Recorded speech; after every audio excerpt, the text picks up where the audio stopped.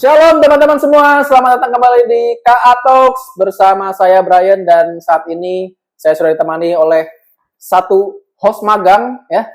Silakan perkenalkan diri Pak. Oke, gue pantun dulu kali ya, pantun. Ya ilah pantun, boleh. Oke ya. Ubur-ubur ikan lele. Cakep. Ini Albert Le. Langsung jadi host tetap, Lulus probation. tetap. Oke. Kita udah masuk di bulan Februari ya. Nah, pasti penasaran dong siapa tamu kita kali ini. Padahal tadi udah kesorot ya di situ ya. Jadi kita udah bersama dengan Siska Filiana. Thank you Kak Talks. Selamat datang. Selamat datang, Ci. Kemarin kita udah ngobrol-ngobrol sama suaminya. Nah, ini adalah istrinya dari Koheri Tanoto gitu ya. Ci Fili ya panggilnya ya Ci ya? Iya, Ci Fili. Nah, nama lu kan Siska, kenapa dipanggil Fili sih? Gue baru pernah makin nanya deh. Aneh juga Itu ada hubungannya dengan bulan kasih itu. Pas ya? Pas kita lagi mau ngomongin kasih kita ya? lagi mau lagi mau ngomongin sarangi ya? Iya, kita lagi ngomongin kasih. Kemarin Valentine lagi. Nah, kan? Iya. Jadi gue itu nama Fili itu gara-gara nama Fili itu hanya ada di keluarganya Koheri, keluarga suami gue. Kalau gue di lingkungan kerja, di lingkungan dulu kan gue tinggal di Bali ya. Itu gue dipanggilnya Siska nama Siska, depan karena kan ya kalau kenalan Siska Filiana gitu. Tapi karena keluarganya Koheri dan Koheri kan gue kenal dari gue kecil ya, dari gue kecil banget gitu. Karena kita ada hubungan keluarga. Di keluarga gue tuh gue dipanggilnya tuh Filiana, Fili. Gitu karena aku sama gue biasa panggil gue ya Fili gitu. Jadi nama Fili itu ya ada dari keluarga dalam, dari keluarga Harry, dari Harry gitu. Jadi Harry dari dulu panggil gue ya Fili. Dan ketika ini di lingkup karena ini kan gue ikut beribadah di sini, menikah sama Harry di sini gitu. Jadi semua taunya Fili gitu. Jadinya gitu ya. Tapi kalau dipanggil Cisiska gitu gimana? Cisiska. Agak aneh ya guys ya. Nah, agak ya. Biasanya di tempat yang lain lah ya. Iya, tapi suka susah tahu kalau ketemu orang kalau kayak misalnya di bank gitu. Atas nama siapa? Siska, masih otomatis Siska gitu. Kalau kayak misalnya di makan kan kita makan di resto. Atas nama siapa? Siska gitu.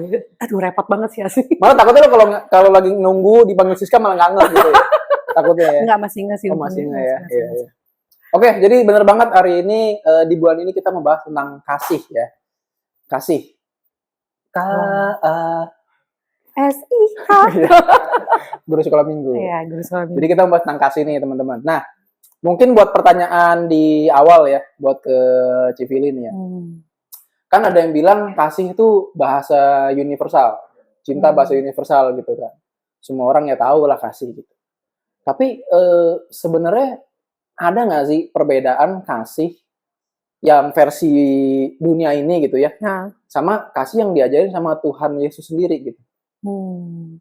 Jadi perbedaan dari kasih yang kita tahu di dunia ini tuh ngajarinnya apa sama kasih yang kita tahu secara kebenaran Alkitab. Ada nggak sih perbedaannya gitu? Kalau menurut gue pribadi ya, kalau gue udah ngomongin tentang kasih yang diteladani sama Tuhan tuh, gue inget ini, satu ayat di Alkitab ya. Gue ini ya, di Yohanes 3 ayat 16. Gue rasa semua langsung inget lah ya. Karena apa? Coba. Oh nih sebutin itu. Sebutin nih. Iya. Apa buat? Coba buat. Begitu besar kasih Allah sehingga Ia menyelamatkan kita dari dunia ini, supaya orang yang percaya beroleh hidup yang kekal. Nice. Ya 6,5 lah. Ya kira-kira gitulah. Iya. Jadi gue lengkapin ya. Jadi karena begitu besar kasih Allah akan dunia ini sehingga Ia mengaruniakan anaknya yang tunggal. Sehingga setiap orang yang percaya kepadanya tidak binasa namun memperoleh hidup yang kekal. Jadi kalau misalnya gue tuh dari gue remaja kali ya, gue tuh kalau dengar tentang pengajaran kasih Allah tuh ada satu yang gue inget banget, bahwa kasih Allah tuh bukan berasal dari manusia, tapi diinisiasi dari Allah Bapa sendiri. Karena manusia tuh udah nggak punya kemampuan untuk bisa punya hubungan sama Tuhan, karena kita udah nggak layak, kita udah jatuh dalam dosa. Tapi karena Allah Bapa mau supaya punya hubungan lagi dengan manusia, sehingga cara satu-satunya ya harus datang dari Allah Bapa, sehingga Dia menginisiasi, Dia mengaruniakan anaknya yang tunggal. visi keselamatan tuh datangnya dari Allah Bapa, sehingga anaknya tunggal satu-satunya dia korbanin buat kita supaya kita bisa punya hubungan sama Tuhan. Nah, kalau kasihnya Bapa tuh kalau udah ngomongin tentang mengaruniakan, mengorbankan anaknya tuh, kasihnya Allah Bapa tuh ya pengorbanan. Udah pengorbanan, dan bahkan kalau bisa dibilang tuh kita udah dikasih kasih yang sebesar itu aja, somehow kadang kita masih kurang ajar. Iya bener juga.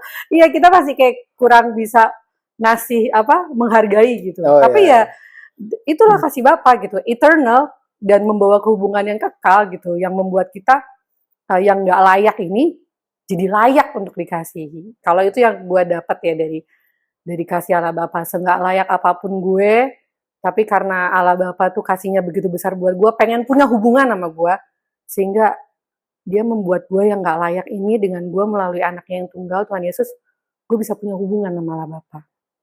Gitu. Terus tadi apa yang kedua? Jadi intinya kasih dari Tuhan itu pengorbanan.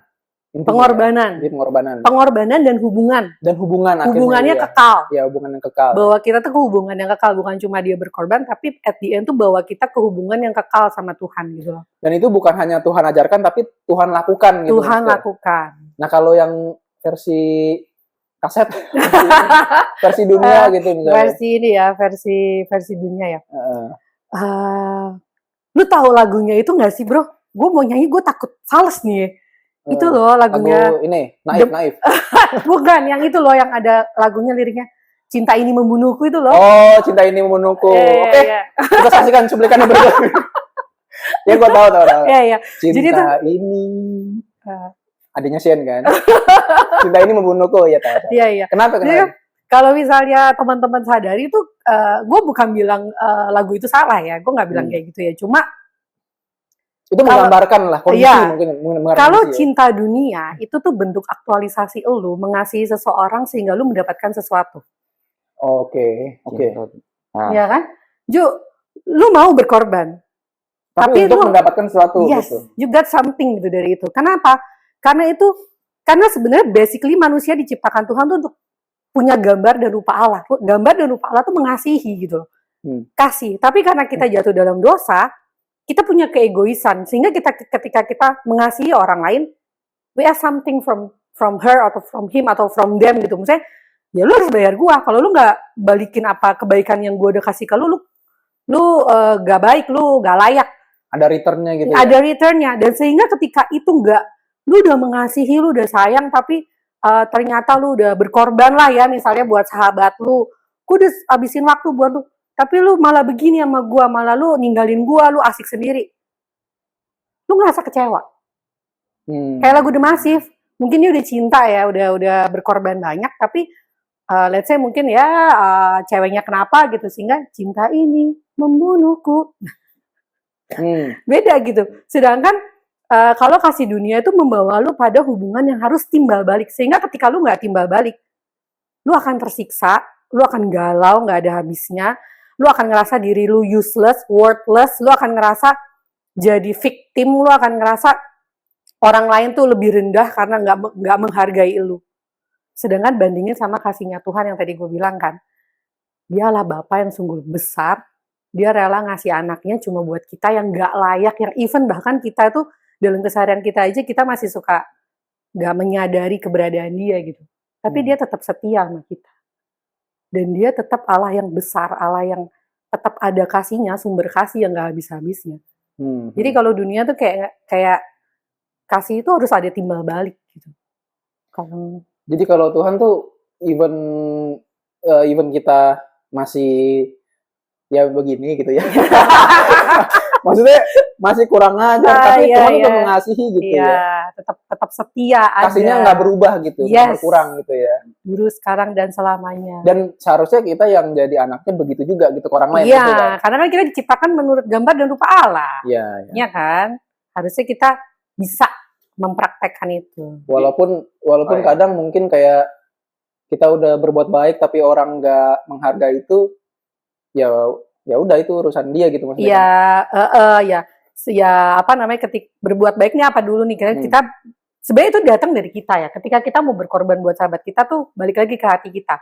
Sesuai tema bulan ini, ketulusan. Waduh, masuk ya. Ketulusan, keafganan, ya. Ke Raisa. Cici, kalau gimana sih kalau kita dapat menunjukkan kasih yang tulus dalam kehidupan sehari-hari? Itu Cici gimana tuh? Oke. Sehari-hari ya. Nah, karena gue sehari-harinya nih, hari-harinya gue nih ibu rumah tangga, jadi mohon maaf nih ya kalau banyak contoh-contoh yang gue lakukan di kehidupan sehari-hari sebagai ibu rumah tangga. Ibu rumah tangga yang mendengarkan, relate nih, kita relate. Kalau menurut gue tuh, sekali lagi ya, gue balik lagi ya, kasih yang kita teladani kan pasti kasihnya Tuhan lah ya. Nah, sedangkan dalam kehidupan sehari-hari, satu hal sih yang gue tuh, gue selalu diingatkan juga sama Ko Heri, bahwa ngelakuin sesuatu buat orang lain, itu seperti melakukan untuk Tuhan. Jadi, jangan ada pembedaan ketika lu tuh melakukan sesuatu untuk A, untuk B, untuk C. Contoh nih ya, contoh. Gue di rumah kan ada mbak. Gue pakai ART di rumah yang pulang hari gitu. Dalam beberapa hal, dia tahu gue Kristen, gue ke gereja, gue pelayanan ke gereja. Kadang kalau gue lagi sibuk nyiapin buat sekolah minggu apa segala macam, dia tuh suka oh ya non ini ya nyiapin buat gereja. Dia tahu. Noni. Ya, noni. Udah. Terus jadi dia tahu gitu. Sehingga prinsip gue sama Ko Heri adalah gue harus jadi teladan gitu. Gue harus kasih tahu, maksudnya gue harus jadi orang yang menjadi terang gitu. Dia lihat gue tuh orang yang Kristen, dia taunya kan Kristen, gue orang Kristen yang melakukan firman gitu. Jadi dalam hal sekecil apapun, contoh nih ya, mungkin gue nggak bisa langsung aku mengasihi kamu seperti Kristus, aneh gitu. Contoh nih, contoh kecil, kalau ada makanan, gue kalau misalnya ada makanan di rumah, gue akan kasih makanan ke ART gue adalah makanan yang memang gue siapkan buat dia. Oh gitu. Nah, karena biasanya kan suka udah kadaluarsa, udah mendekati sisaan gitu kan. Iya, itu tuh. Ada itu di Vietnam nih kayaknya. Di sini mah nggak ada tapi. Jadi kalau misalnya gue tuh suka beli cemilan kalau pagi gitu ya. Beli cemilan, kalau misalnya gue beli onde-onde dah di pasar. Ya kalau gue beli onde-onde, ya gue beli karena di rumah cuma ada mbaknya satu, ya udah gue beli 2, beli pisang goreng 2. Jadi kalau sampai rumah, Bu nih ya kita bagi 2, ibu 1, saya 1, pisang gorengnya ibu 1, saya 1 gitu. Jadi dia tahu bahwa itu tuh bukan oh gue udah gak mau makan makanya gue kasih ke lu. Walaupun kadang ada beberapa makanan ya, maksudnya Daphne makanan snack-snack kadang kan suka dapat snack-snack gitu ya dari entah dari ulang tahun temennya entah dari mana. Beberapa snack Daphne nggak doyan gitu, tapi ya masih snack utuh gitu.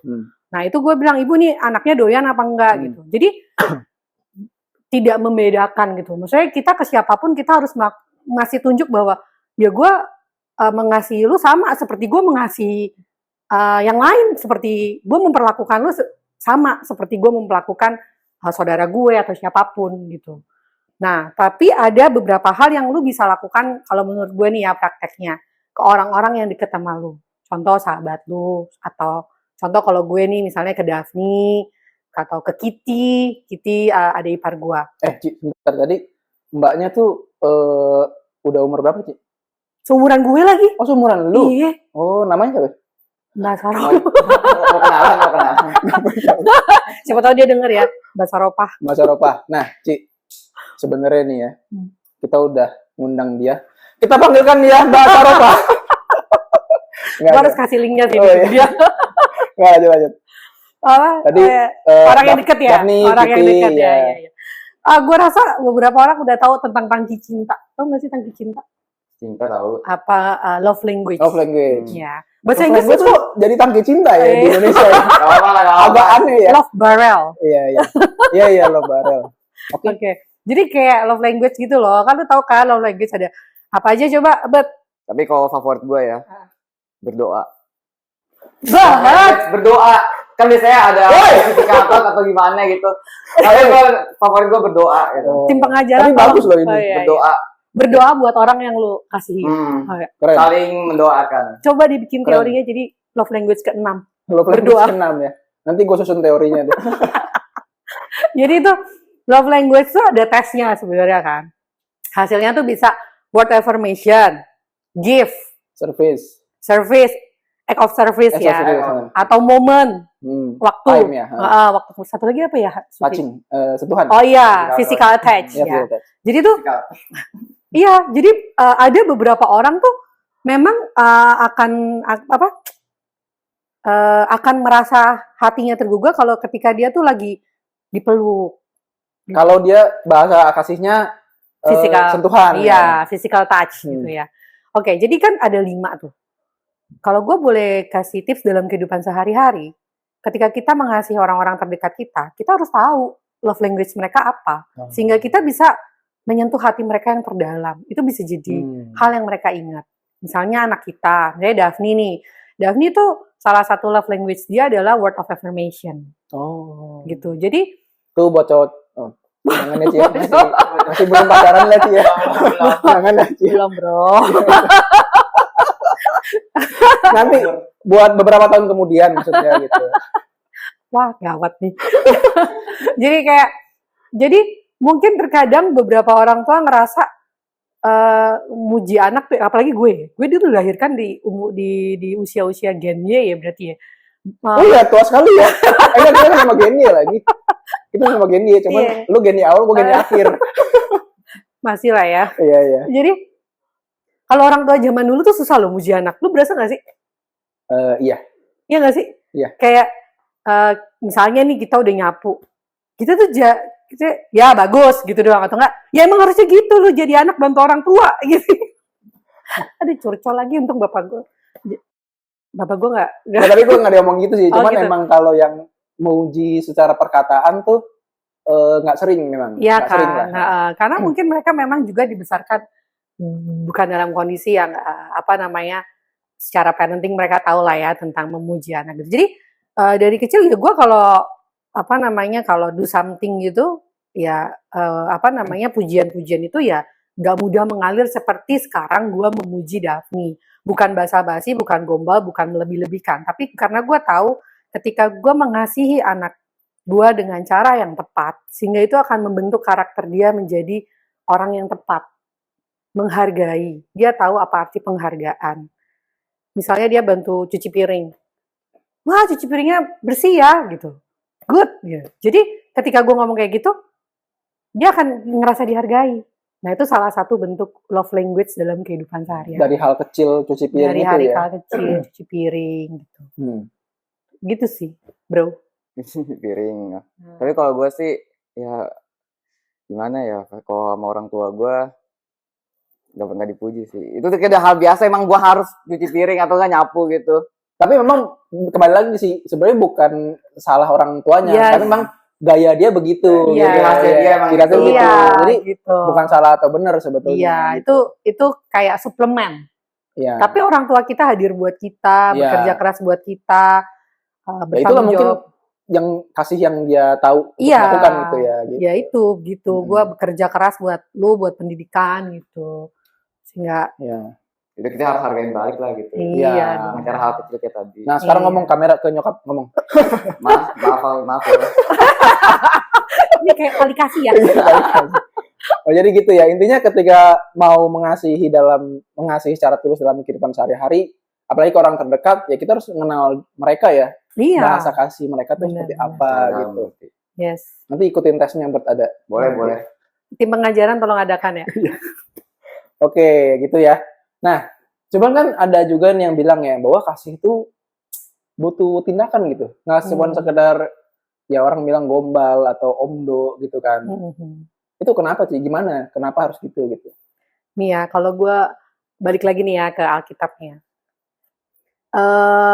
Visi Allah untuk menyelamatin manusia itu kan terjadi dari zaman perjanjian lama ya.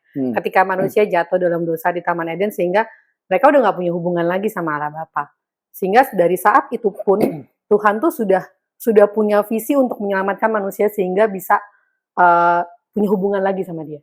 Sehingga dalam perjanjian lama kalau kita dengar tuh banyak nubuatan tentang Mesias. Ya enggak? Bahwa Mesias akan datang, bahwa akan ada Mesias dari suku Yehuda. Pokoknya itu tuh nubuatan itu ada. Dan itu tuh nubuatan itu enggak setahun, 2 tahun atau 5 tahun. Itu tuh bahkan lama banget ya. Ribuan tahun ya Suki ya. Sehingga itu kan ibaratnya kalau secara kasih Allah itu ngomongannya, ya nggak Suki? Nubuatan itu kan perkataan, gitu. Omongan. Tapi kita manusia at the end dapat tindakannya, yaitu dengan apa? Di perjanjian baru. Ya benar-benar Kristus datang. Kristus hidup di tengah-tengah kita selama hidupnya, dan Tuhan tuh nggak cuma nubuat, Allah Bapa tuh nggak cuma bernubuat kasih nubuatan doang. Dia benar-benar mendatangkan anaknya, mengaruniakan anaknya, bahkan mati dan mengalami derita manusia yang harusnya dia tuh gak layak untuk dapetin itu semua, cuma buat kita gitu. Jadi Allah Bapa aja tuh kasih contoh, dia ngomong dan dia melakukan sampai tuntas, obey gitu. Nah, tadi kan terus kita gimana Ci? Bener gak sih kita harus ada tindakan juga? Iyalah, teladan kita yang paling sempurna aja kayak gitu. Terkadang ketika kita, let's say kita mengasihi orang tua kita, ketika orang tua kita sakit, seberapa banyak waktu yang kita sediakan untuk kita bisa ada buat dia ketika dia sakit. Nggak cuma ngomong get well soon ya. Gitu. GWS gitu. GWS. Iya, aduh, rumah gue jauh lagi nih. Ya nyokap gue jadi Bandung. Iya, tapi pasti deket lah ya, sejam nyampe lah ya. Ya, nggak juga. Iya. Kadang gitu sih, kadang atau kalau misalnya kesel banget nih sama anak kita gitu ya. Gitu. Aduh, sebagai anak nih. Gue kadang kalau lagi kesel banget sama Daphne ya, gue kadang untuk nge-hold diri gue untuk nggak ngomel aja susah banget, bro. Tapi ya somehow gue sebagai orang tua mau jadi lebih baik kan ya, nggak cuma ngomong doang gitu. Dan itu juga perjuangan ya. Kita masih hidup dalam daging lah ya, pasti nggak mudah untuk kayak gitu. Tapi ya bener, kita tuh mengasihi jangan ngomong doang, tapi juga harus melakukan. Jangan cuma ya aku mengasihi engkau dengan kasih Allah gitu. Tapi dalam pelayanan kita tidak melakukan itu ke pelayanan kita. Kita diminta untuk on time, kita diminta untuk mengorbankan waktu, mengorbankan tenaga. Terkadang kita masih suka timbang-timbang egois atau masih, gue sibuk nih, gue begini nih gitu. Sedangkan kata Tuhan kita harus mengasihi dengan tindakan. Gitu. Nah, kalau misalnya Ci, konteksnya kita persempit nih ya. Misalnya nih, contohnya kalau di hubungan suami istri deh. Aduh. Gimana tuh gitu? Ini cocok ya nih. Valentine itu kan identik dengan pasangan ya. Yeah. Nah, fun fact nih Suki. Namanya Brian apa Suki sih? Terserah lu deh. Manggil Anto juga boleh ya apa ya. Oke. Fun fact nih Suki tentang harusnya kasih itu disertai dengan perbuatan, bukan cuma kata-kata. Tapi dalam kehidupan rumah tangga, terkadang, nih kan gue udah berapa tahun nih gue nikah? Anak gue 13 tahun. Gue udah mau 13 tahun menikah. Ingat ya, ini Bang ingat. Gue suka kadang lupa gitu. Biasanya kan cowok yang gak inget ya. Ini punya nggak ingat? Tapi inget enggak ini? Enggak. Tadi kan gue udah ngitung dulu. Ya, gue udah 13 tahun nih ya menikah.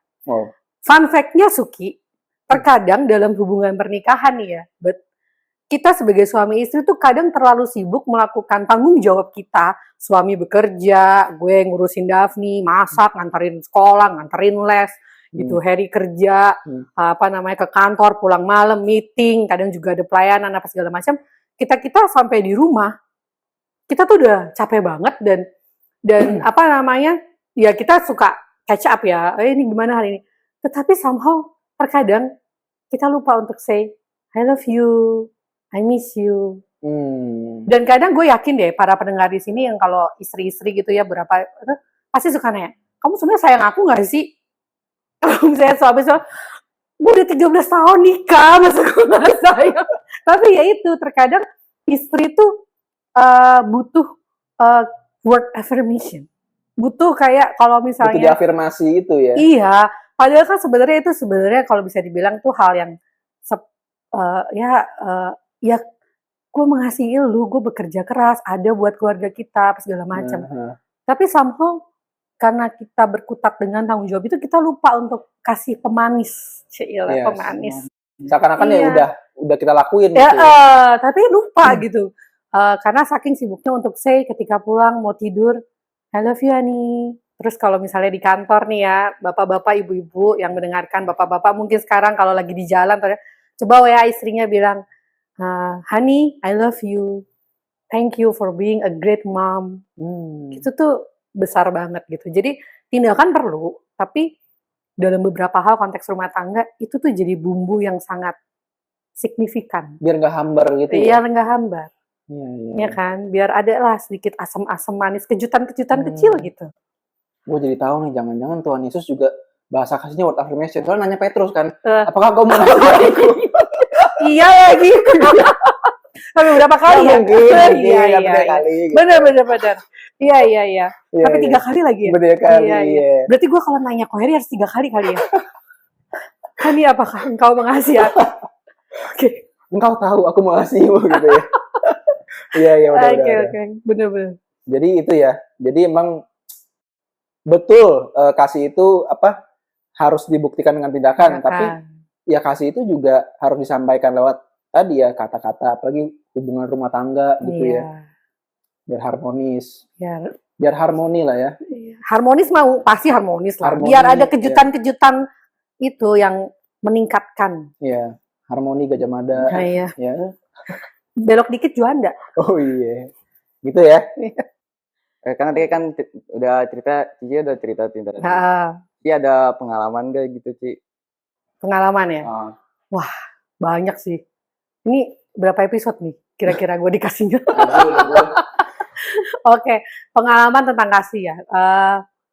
Gue tuh kalau ngomongin tentang kasih kan banyak ya. Tapi ada satu hal yang gue tuh selalu inget, yang bikin hati gue hancur waktu itu. Jadi tahun 2008 tuh gue operasi tulang punggung ya. Gue ada sakit tulang punggung intinya. Jadi sepanjang hidup gue tuh gue cukup mandiri. Gue tuh kelas 1 SMA gue udah ngekos gitu, sekolah di Surabaya, terus orang tua gue tinggal di Bali. Terus waktu kuliah, dari awal gue kuliah, gue tuh udah dari Bali gue pindah lagi ke Surabaya, gue ngekos sendiri, ngurus kos-kosan sendiri gitu. Karena bokap gue tuh background-nya orangnya cukup keras gitu. Dan gue anak pertama, jadi gue di pembentukannya adalah gue orang yang mandiri, kuat gitu. Pokoknya harus bisa ngurus diri sendiri gitu kan.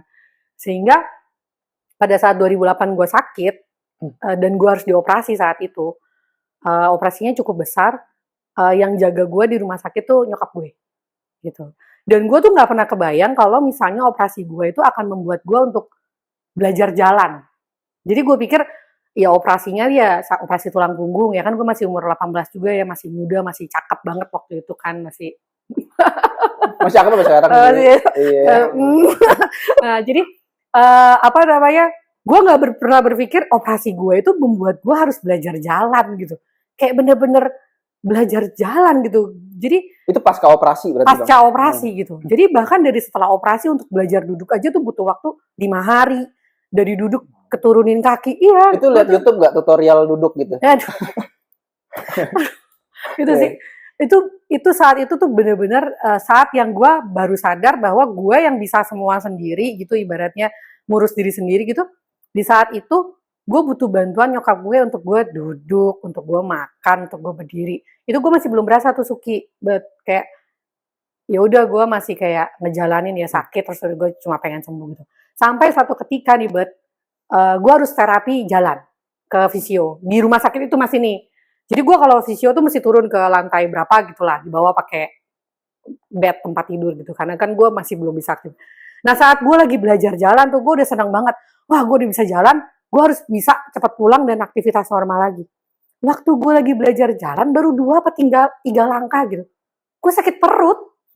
Iya, dan kita tuh kalau habis operasi tuh kan perut dikosongin ya. Itu lu gak punya kemampuan untuk menahan rasa buang air besar itu. Lu tuh kayak bakal keluar aja gitu. Sedangkan lu bayangin gue berdiri aja mesti dipegangin. Gimana caranya gue lari ke toilet gitu kan, gak akan mungkin gitu. Terus akhirnya terapisnya, aduh kebelet pup ya, dia bilang kayak gitu. Iya, gue bilang kayak gitu kan. Terus sedangkan gue jalan di itu kan, di tempat. Terus di situ ada toilet tuh di ujung situ. Terus visionya langsung telepon ke suster atas. Sus, pasien Siska mau pup gitu. Gue ngedengernya tuh kayak, aduh kok kayak malu banget sih saat itu, kayak aduh ribet banget Apalagi sih masih gue. muda lagi. Iya gitu kan, ribet banget sih hidup gue. Terus nyokap gue, udah nggak apa-apa yuk kita ke toilet situ aja gitu. Sama nyokap gue, jadi akhirnya gue belajar jalan lah, gue ke toilet tuh sama visionya. Lu tahu di situ itu, maaf ya para pendengar, itu pup pertama gue setelah gue operasi. Lu sekarang kalau ke toilet aja, mau toilet gitu, mau duduk, gampang banget kan kita bilang duduk gitu. Itu gue harus digendong sama, kayak ditahan badan gue. Nyokap gue badannya lebih kecil ya dari gue. Harus ditahan sehingga gue bisa duduk di kloset. Dan selama gue pup, itu nyokap gue pegangin badan gue. Jadi posisi dia tuh begini mulu. Nggak pegel. Supaya, ya itu dia. Bukan cuma pegel, pasti sakit banget. Karena kan secara badan gue lebih gede kan, gitu loh. Dan gimana caranya supaya punggung gue nggak jatuh ke belakang? Karena gue nggak punya kemampuan badan gue untuk nahan punggung. Lu bayangin tuh kayak didudukin tuh jatuh ke belakang gitu loh. Jadi gue harus ditahan gitu. Di situ gue pup sambil nangis. Kenapa? Karena hal yang harusnya gue bisa lakukan sendiri, paling privacy. Gue hanya bisa melakukan itu sambil ditahan sama nyokap gue. Jadi gue sambil BAB, gue sambil nangis minta maaf sama nyokap gue. Gue pernah dengar orang bilang, lu bisa menghargai kasih ibu lu ketika lu melahirkan. At that moment gue tuh inget, gue nggak perlu nunggu gue ngelahirin. Di sini aja tuh gue udah malu, gue udah kayak ngerasa, what have I done for my mom gitu, sehingga dia tuh bisa melakukan hal kayak gini buat gue gitu. Jadi ya udah, lu bayangin lu tuh sambil BAB tapi lu dipegangin gitu, tuh rasanya gimana kan, nggak nyaman banget kan. Terus setelah udah selesai, nyokap gue juga yang harus bersihin, nyokap gue juga yang harus ngurusin semuanya, dan itu bikin gue nangis sesenggukan. Jadi itu gue fisioterapi gerak dan fisioterapi hati. Jadi benar-benar ya sejak saat itu ya gue janji sama diri gue bahwa ya pengorbanan orang tua tuh nggak ada bandingan, nggak bisa kita bandingkan dengan kesuksesan, kebaikan apapun yang kita bisa berikan sama dia. Karena menjadi seorang ibu tuh memang udah privilege yang Tuhan kasih buat dia, kekuatan, kemampuan seorang ibu untuk jadi seorang ibu. Gitu sih guys. Jadi sedih nih guys. Ini bener sih, emang ya ketika kita lagi sakit, lagi kayak gitu-gitu ya ibu ya. Si orang tua. Iya, yang kasihnya ya berkorban itulah buat kita gitu. Iya ya. Dan gue mengalami juga sih apa yang bukan kasus yang sama ya. Enggak, bukan Civili di toilet sebelah, gue di sebelahnya enggak gitu ya. Maksudnya ketika lu di sebelah itu, Bray. Waktu itu gue yang lama, lu enggak lama masuk kan. Lalu gue di situ tuh. Jadi ya emang ketika lagi sakit dan emang nyokap tuh yang paling, ya itulah pengorbanan seorang ibu ya. Iya, orang tua ya. Ya. Coba yang kalau ada orang tua di sebelahnya, coba bilang ke orang tuanya, I love you mom. Iya. Oke. Banyak praktek ya dari tadi kita. Nah, mungkin nih kita udah mulai masuk ke pertanyaan-pertanyaan terakhir ya. Jadi tadi kan Tuhan nyuruh kita mengasihi gitu lah ya. Dan Tuhan mengajarkan, Tuhan membuktikan juga. Nah, sekarang pertanyaannya gini, Ci. Kita sebagai gereja nih, gimana sih kita itu benar-benar bisa menjadi tempat gitu ya, atau menjadi sosok, atau menjadi orang supaya semua orang tuh benar-benar merasakan kasih Kristus melalui gereja itu. Kita sebagai gereja tuh harus gimana gitu? Gue tuh pernah baca artikel bahwa gereja itu adalah bengkel kehidupan. Jadi gereja itu bukan showroom yang isinya itu orang suci, orang-orang yang udah bener-bener orang sempurna gitu sehingga mereka ada di gereja, bukan. Tapi gereja itu adalah bengkel kehidupan di mana orang-orang yang mencari kasih Tuhan, mencari pengampunan Allah Bapa tuh ya, mencari hubungan dengan Allah Bapa tuh ya, salah satunya dalam kehidupan mereka adalah di gereja. Nah, ketika kita di gereja, terkadang yang sering gue rasakan sendiri ya, kadang tuh gue juga kayak nguji diri sendiri. Terkadang gue ngerasa gue tuh apakah gue udah jadi terang gitu? Apakah gue udah memperlakukan sesama pelayan, sesama teman-teman sahabat gue di pelayanan itu dengan kasihnya Tuhan, dengan baik gitu? Apakah gue udah benar-benar melayani dengan sungguh untuk kalau gue di sekolah minggu, di bidang-bidang yang lain yang gue layani. Apakah atau gue tuh sebenarnya di gereja cuma supaya gue ada kegiatan aja gitu, supaya gue hari Minggu ada kegiatan selain kumpul keluarga, gue ada aktualisasi. Oh iya, gue bisa jadi nyanyi-nyanyi di sekolah minggu, gue bisa kreativitas gitu. Dan gue tuh terus kayak ketika gue jatuh dalam rutinitas di gereja, itu gue akan mempertanyakan, sebenarnya gue di gereja tuh tujuannya ngapain? Apakah gue udah memperhatikan sekitar gue, memperhatikan gereja gue dengan baik? Gue bacain satu ayat ya. Itu ada di Matius 5 ayat 16. Hendaklah terangmu bercahaya, sehingga mereka melihat perbuatan yang baik dan memuliakan Bapamu di surga. Di sini dibilang, hendaklah terangmu bercahaya. Jadi sebelum orang-orang tuh melihat perbuatan kita dan pada akhirnya memuliakan Bapa di surga, kita tuh harus bercahaya dulu gitu. Kita harus do something. Lilin kalau bercahaya, dia tuh membakar dirinya. Kalau dia nggak membakar dirinya, dia nggak akan jadi terang. Gitu. Jadi kalau di gereja menurut gua, ketika kita memang jadi pelayan, kita jadi aktivis, atau kita jadi jemaat sekalipun, apakah kita sudah menjadi terang? Apakah kita datang bukan untuk dilayani, tapi kita datang untuk melihat sekitar kita, sahabat pelayanan kita. Misalnya, 2 minggu ini kok izin pelayanan. Kenapa bro? Jangan dia izin pelayanan. Lu sibuk sendiri lu sama kehidupan lu. Siapa tahu ternyata dia punya pergumulan yang perlu kita follow up. Teman kita yang sakit di rumah sakit, jangan cuma get well soon doang. Ya kita datengin, kita doakan. Orang tuanya yang sakit, jangan cuma semangat ya bro, get well soon buat bokap lu. Jangan bro, kan kita punya komsel. Coba sama teman-teman komsel datang berdoa. Apalagi kalau orang tuanya belum Kristen, sebagai sarana kita untuk penjangkauan juga. Gitu. Terus yang paling ini nih yang kalau gue perhatiin, gue tuh selalu menganggap gereja tuh rumahnya bapak gue. Bukan bapak gue di Bali bukan ya, tapi oh ini rumah bapak lu. Jadi rumah bapak gue di surga. Jadi terkadang nih kalau gue ke toilet tuh ya, gue kalau ke toilet tuh toiletnya kotor tuh gue kesel kan, kayak aduh di toilet kotor. Tapi gue juga bete. terus kadang itu kayak pengen marah, aduh ini kok gini. Tapi gue tuh suka bilang, aduh rumah bapak gue diginiin amat sambil gue bersihin gitu. Terus kalau sampahnya berantakan gitu, ya udah gue pungutin gitu. Kalau misalnya di luar gue ngelihat ada yang kotor atau ada yang nggak bener, setelah pakai ruangan, kita mati bukan karena gue takut korudi. Buat yang belum tahu, korudi itu bagian rumah tangga ya. Paham. Walaupun kalau gue pegang remote AC, gue inget kata-kata korudi, matiin AC. Korudi maaf ya, intermezzo kok. Iya. Tapi itu bagus loh, bikin kita bertanggung jawab untuk pakai ruangan. Jadi gue tuh kayak contoh ya, kita aktivis habis pakai ruangan, matiin AC, matiin lampu gitu, jaga kebersihan, sampah-sampah dikumpulin. Menurut kita itu bentuk kasih gitu loh. Jadi kasih tuh jangan cuma berpikir kasih tuh bentuknya love sarangeo gitu, kayak lu tuh berapi-api untuk seseorang, tapi buat gereja, buat lingkungan pelayanan, lu juga harus punya api yang sama gitu loh. Teman-teman lu, rekan sepelayanan lu.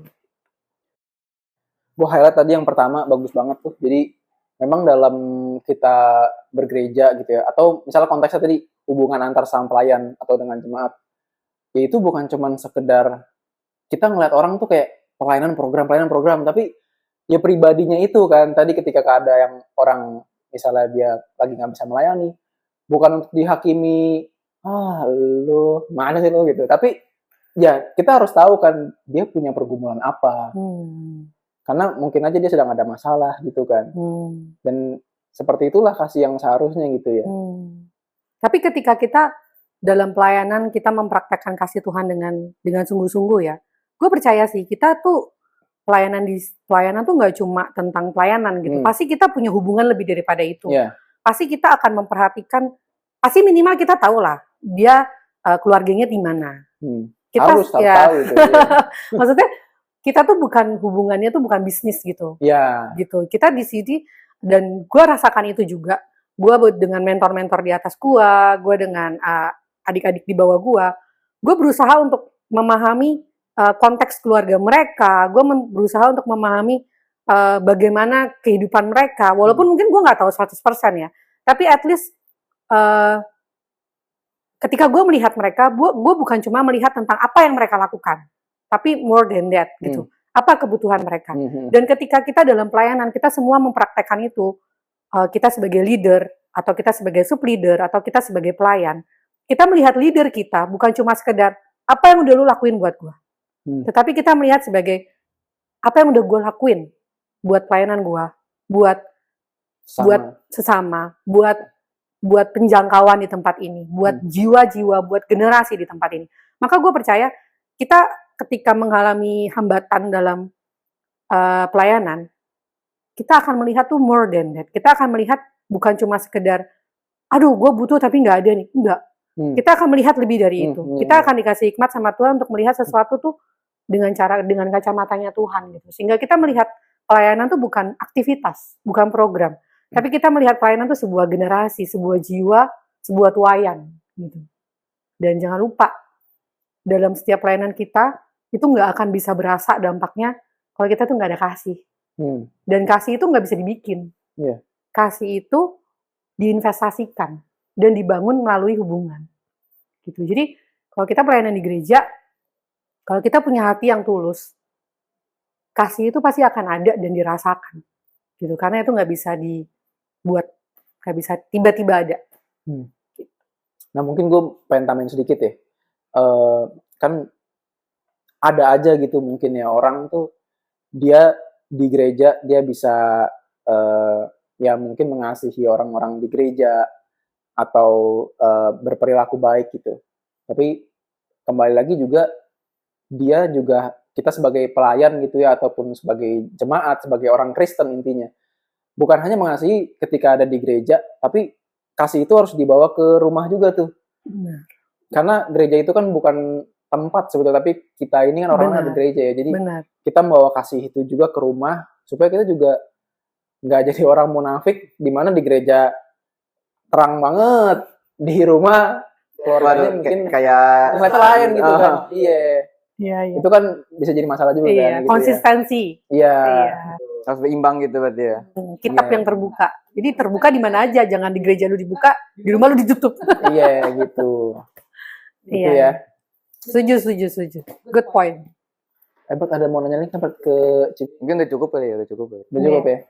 Nah, mungkin sebagai penutup Ci, boleh kasih statement ya 3 paragraf. 3 episode ya. Tentang apa deh? Statement aja, closing nih buat teman-teman yang nonton gitu. Oh gitu. Mengasihi itu kita nggak bisa mengasihi sampai dengan yang kasih yang sempurna. Tetapi dalam usaha kita mengasihi orang lain, dalam kita usaha mengasihi keluarga kita punya teladan yang sempurna. Jadi buat teman-teman yang dengerin, buat opa, oma, om, tante, siapapun, teman-teman, adik-adik, yuk mulai hari ini kita kasihi orang-orang di sekitar kita, keluarga kita, dengan mengikuti teladan yang sempurna, yaitu Tuhan Yesus. Kasihi dengan tulus. Kasihi dengan tulus. Oke, teman-teman, jadi itu aja untuk podcast hari ini. Seru banget, kita belajar banyak tentunya dari Civili ya. Kita belajar bareng lah. Itu banget. Terima kasih Thank Civili. you, Ketos. Udah datang ke KA Talks. Buat teman-teman, pantau terus KA Talks ya. Tonton terus, dan kalau teman-teman ada kritik dan saran itu boleh banget tulis aja di kolom komen. Misalnya kita mau bahas apa gitu ya. Itu boleh banget. Dan jangan lupa di like, komen, subscribe, tonton lagi, like, komen, subscribe, tonton lagi. Nyalakan lonceng. Nyalakan lonceng, ya. Oke, sampai jumpa lagi di episode berikutnya. Bye. Bye.